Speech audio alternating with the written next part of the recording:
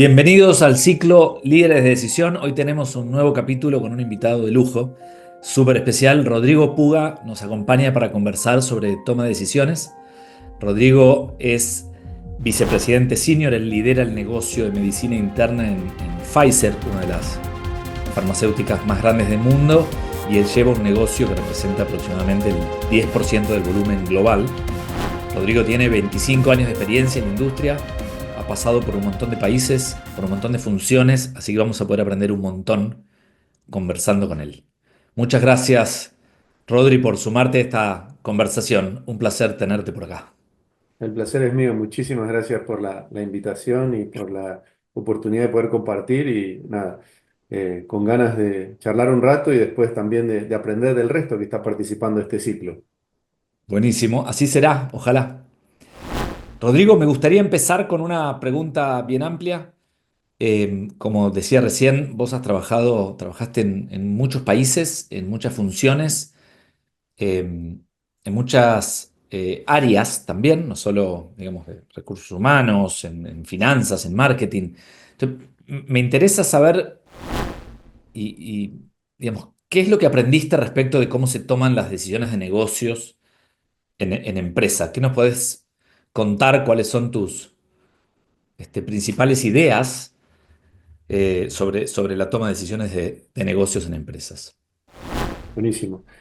Quizá mi primera reflexión es que durante los primeros años de mi carrera, el enfoque siempre estaba en tratar de encontrar las respuestas a las preguntas que se me iban planteando en esta toma de decisiones y en la medida que fui creciendo y fui teniendo oportunidad de navegar distintas posiciones, experiencias y responsabilidades, me di cuenta que es mucho más importante entender cuál es la pregunta correcta más que tratar de entender cuál es la respuesta y sobre todo cuando uno pasa a posiciones de liderazgo, donde no es el que está en el día a día, en el frente de batalla, por decirlo de alguna manera, sino que el rol es acompañar a una organización y acompañar a tus equipos y a tus líderes para que tomen las mejores decisiones. Y a mí me resulta mucho y me resultó mucho en este momento que hice un clic en mi modo de liderar, darme cuenta que en realidad las respuestas están ahí.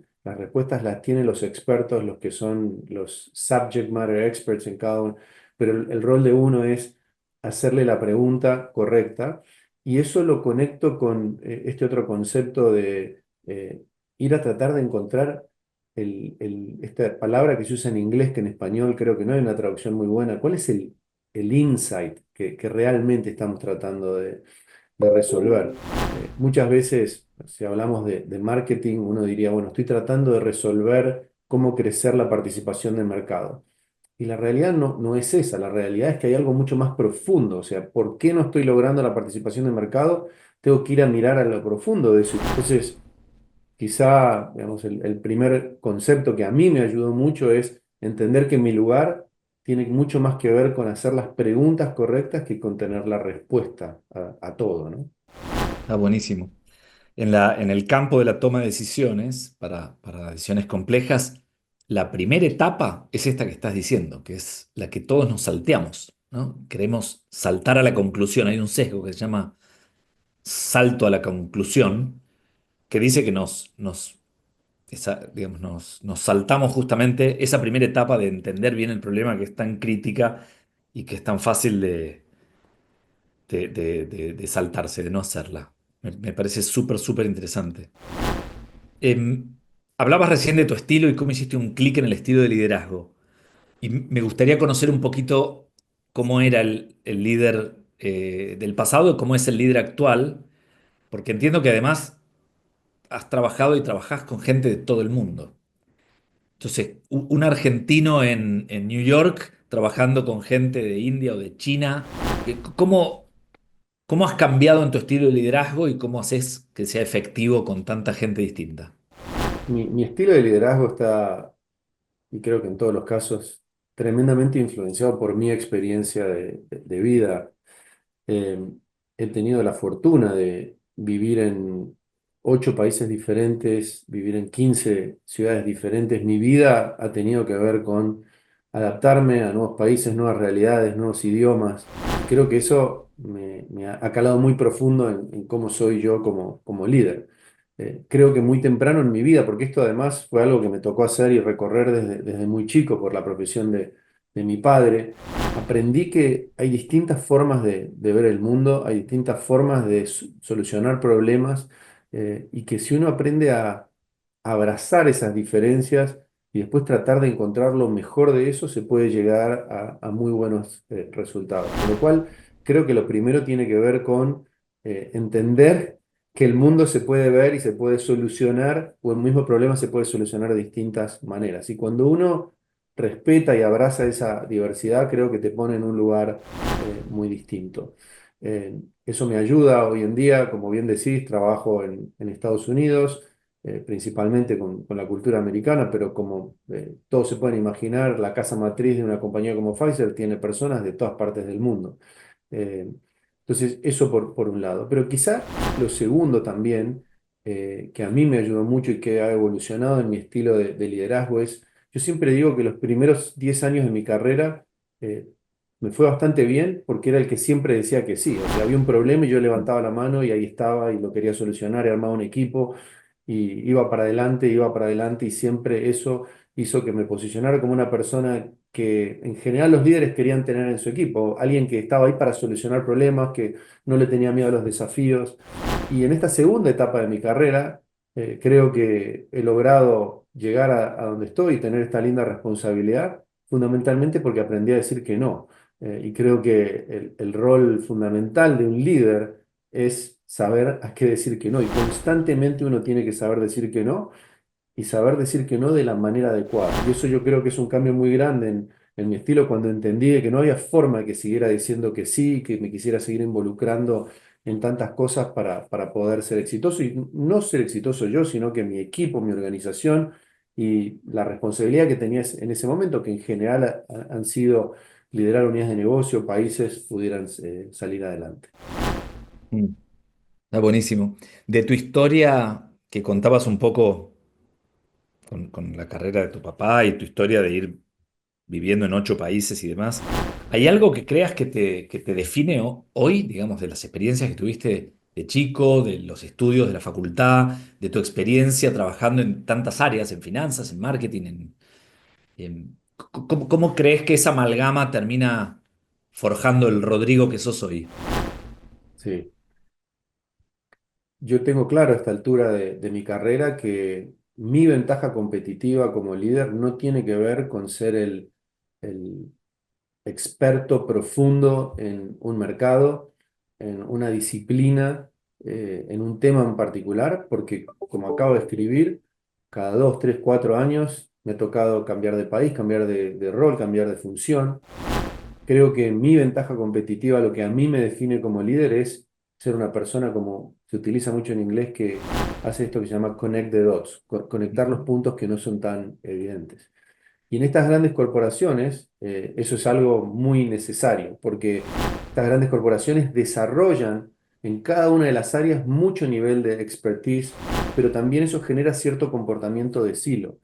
Y lo que a mí me define es el haber tenido la oportunidad de vivir en tantos mercados diferentes y haber trabajado en distintas disciplinas, quizá esta habilidad de poder conectar puntos que no son tan evidentes y correlacionarlos para llevar a algo mejor y traer experiencias de un país diferente, una disciplina diferente a otra área.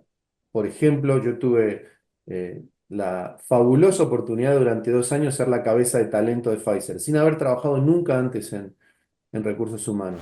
Y una de las cosas que hice fue desarrollar un área que se llama People Insights and Analytics, y eso lo traje de mi background de negocio. No hay forma de liderar una unidad de negocio si uno no tiene datos, si uno no hace análisis, si no entiende dónde está parado.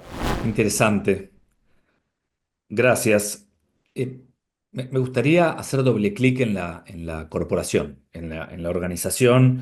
En tu experiencia trabajando en farmacéuticas en particular, ¿cómo hay que hacer para que una organización así de grande y de pesada pueda decidir con inteligencia y con inteligencia es también ágilmente una decisión fuera de tiempo es una mala decisión. Y en el caso de ustedes, si no deciden rápido, pues digamos, se mueren personas, ¿no? Decidir más rápido, alguna vez lo hemos hablado, ayuda a que se salve más gente. ¿Cómo se piensa una organización tan grande para hacerla más efectiva para decidir?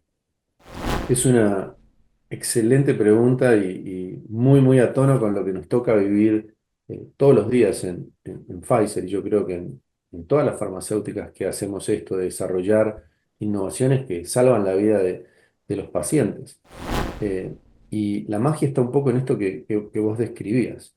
El rol de los líderes es constantemente hacerles ver el todo a nuestros colegas, porque es muy fácil ir a, bueno, voy a mirar esto desde la perspectiva solo de compliance o desde la perspectiva solo del estudio clínico, desde la perspectiva solo de qué es lo correcto desde un punto de vista de marketing, pero el rol que nosotros tenemos es, no nos olvidemos que estamos salvando vidas.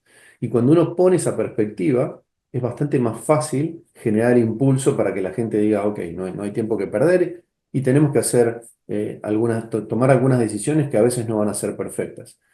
En nuestro caso, sin embargo, hay ciertas áreas donde no es negociable.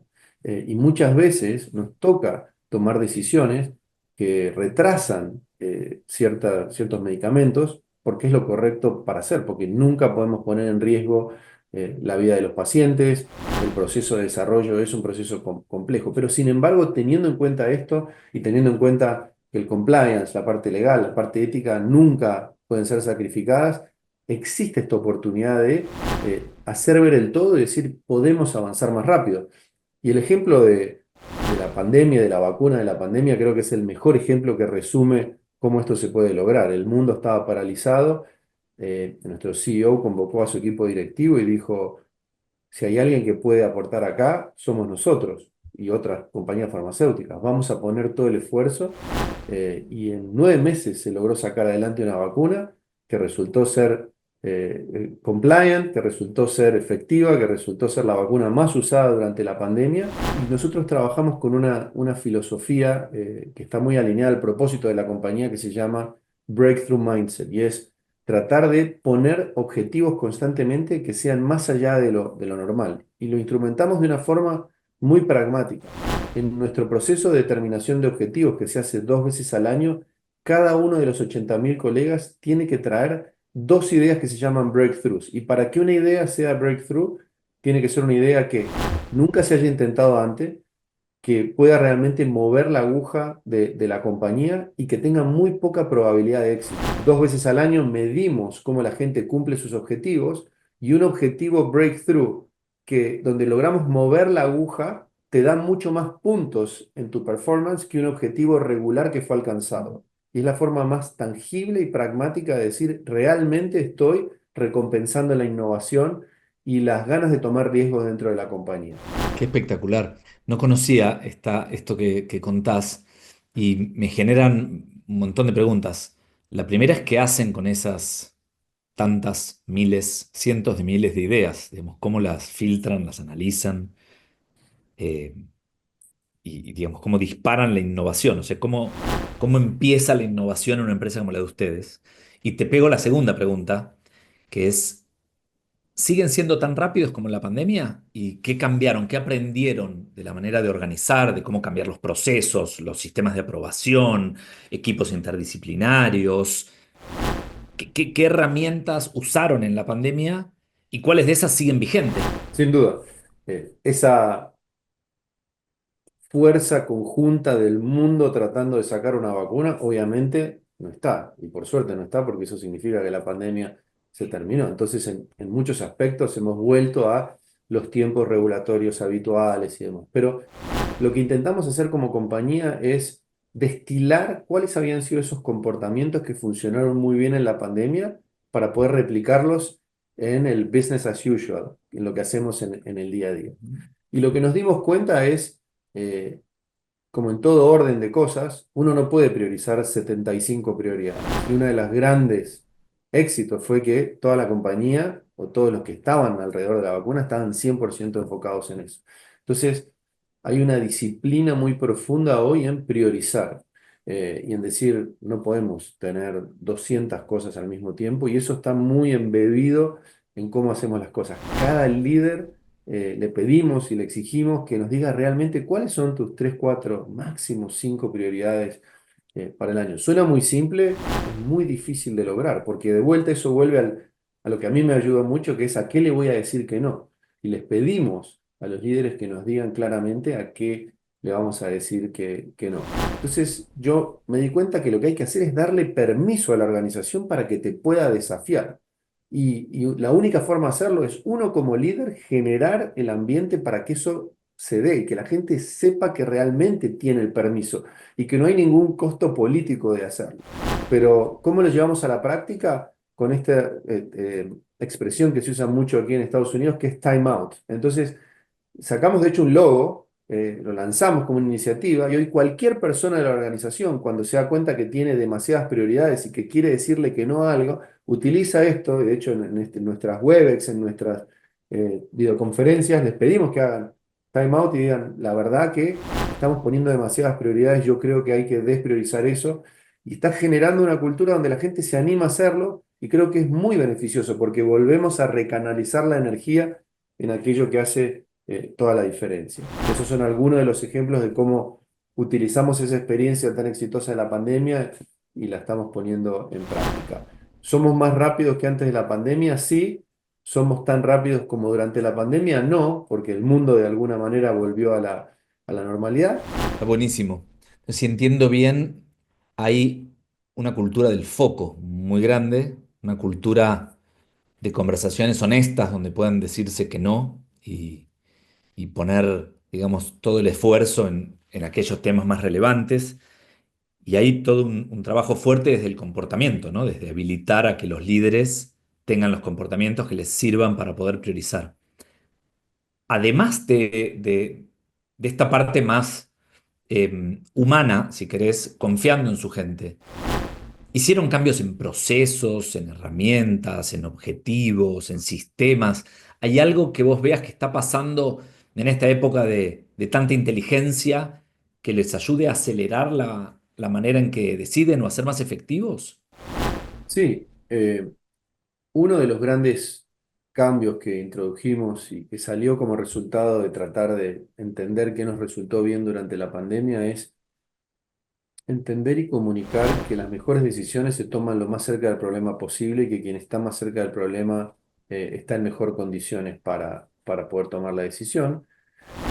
La barrera de eso en las grandes corporaciones es la jerarquía y de vuelta, ¿no? La línea de reportes. Entonces, pensando en esto, se lanzó una iniciativa donde nosotros nombramos para los proyectos críticos el concepto de Pilot in Command, que es, no importa en qué área de la organización estés, y uno puede ser un gerente, un analista, un director, un vicepresidente, para este proyecto vos sos el pilot in command y vos estás a cargo de tomar las decisiones y la compañía te otorga la autonomía para tomar las decisiones.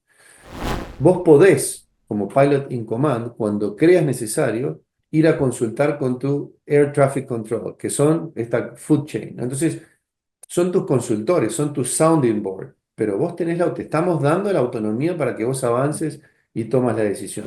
Y esa es una forma de llevar a la práctica esta idea de autonomía, de empoderamiento.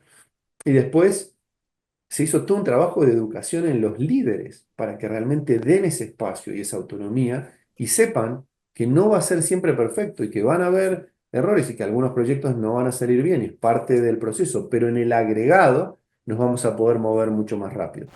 Estamos navegando y estamos aprendiendo, no es perfecto. Hay mucha, digamos, la inercia de los comportamientos y de la forma de trabajar de muchos años está ahí, pero creo que ponerle una marca, ponerle una estructura, ponerle un proceso nos está ayudando mucho a cambiar la filosofía de trabajar. Está buenísimo. Muchas gracias. Cambio de página un poquito. Venimos hablando de organización.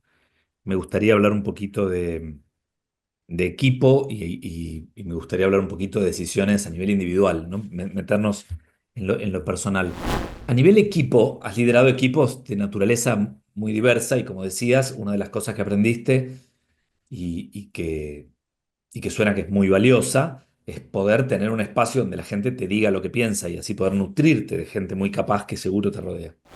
¿Qué otros consejos podés dar de tu experiencia para lograr que un equipo sea efectivo decidiendo cuando tiene que tomar decisiones de velocidad o decisiones muy relevantes en conjunto y que no se vea influenciado por diferencias digamos, de jerarquía, de egos, de roles, de idas y vueltas, que a veces pasa, ¿no? Cuando uno tiene que decidir en un equipo, bueno, lo vemos en el próximo meeting y pasan 2 semanas y pasan 4, déjame que busco información.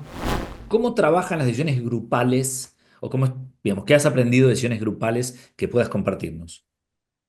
Si yo pienso en qué es lo que he aprendido y cuando reflexiono por qué acepté, estando en un momento en mi carrera comercial, con muchas oportunidades, tomar una posición en recursos humanos como cabeza de talento, fue porque como líder aprendí que sin ninguna duda lo más importante y las decisiones más importantes que uno toma tienen que ver con el talento. Y básicamente me acuerdo de la conversación con mi jefa, que es nuestra cabeza global de recursos humanos.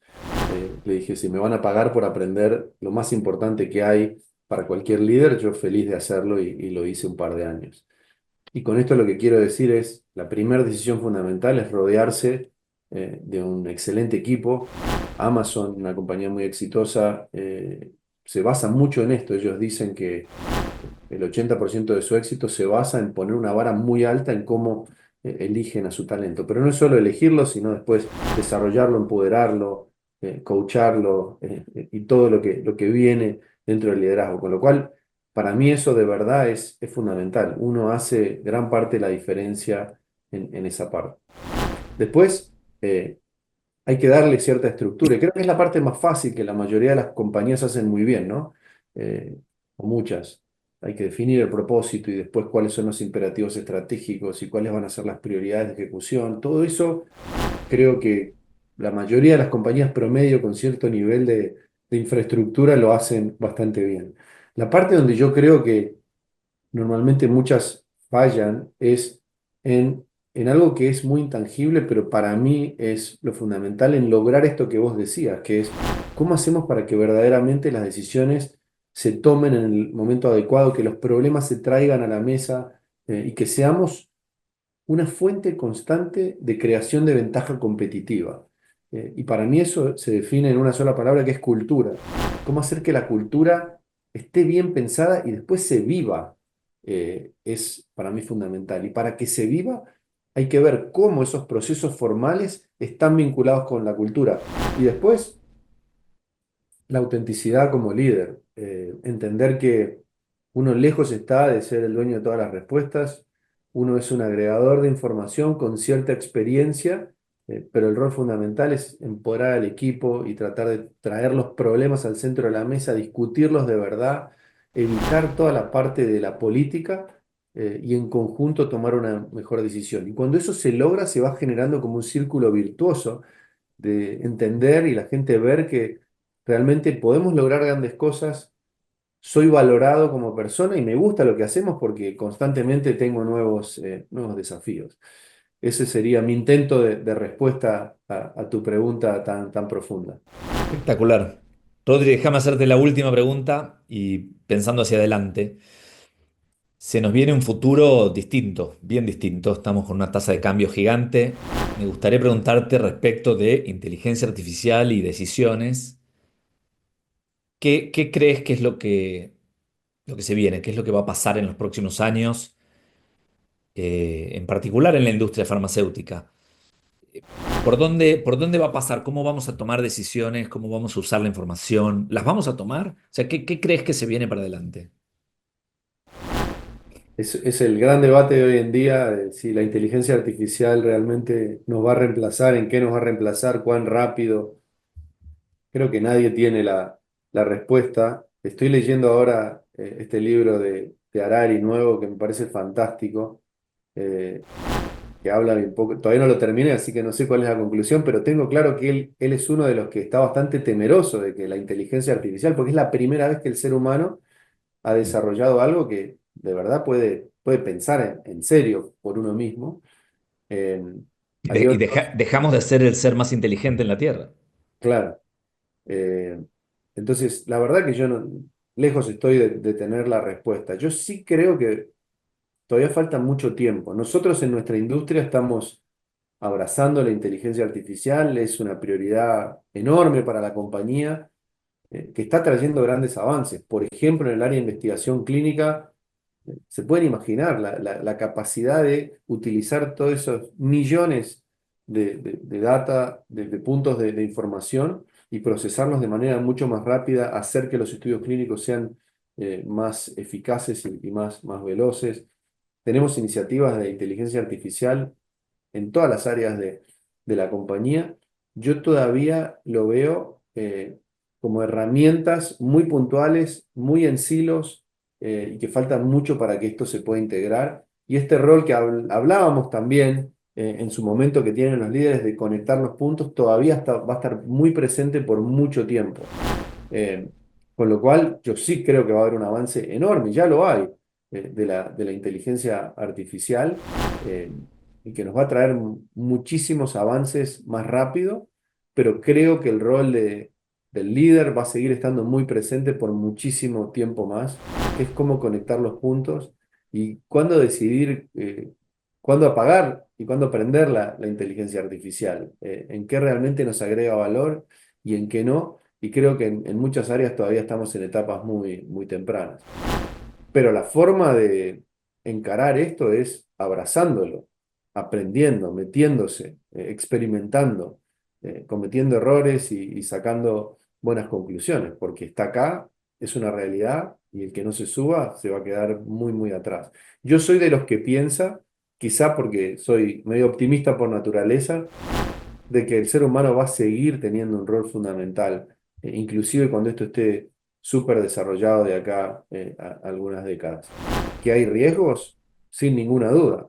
Eh, y es difícil de cuantificar esos riesgos. Si ustedes se acuerdan cuando fue la revolución industrial, había un temor enorme de que las máquinas iban a reemplazar al ser humano y bueno, pasaron muchísimas décadas y sabemos que eso no es así, que los roles evolucionaron hacia otro tipo de roles y que seguimos teniendo máquinas y eso lo único que generó es productividad para la población y mayor riqueza.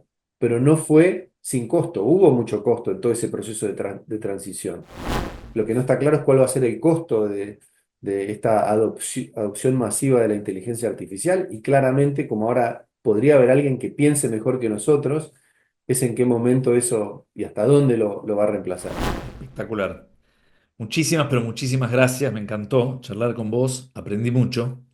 Gracias por tu tiempo, por compartirnos tus ideas, tu conocimiento. Y bueno, eso. Muchas Placer, gracias. un placer compartir este momento. Siempre es muy nutritivo tener estos espacios de reflexión y como decía al principio, muy interesado también escuchar de otros líderes porque de estas experiencias uno aprende un montón. Así que muchas gracias por la invitación y un placer. Gracias, Rodri. Y el resto los esperamos en el próximo capítulo, en la próxima conversación, que ojalá sea tan interesante como esta. Hasta luego.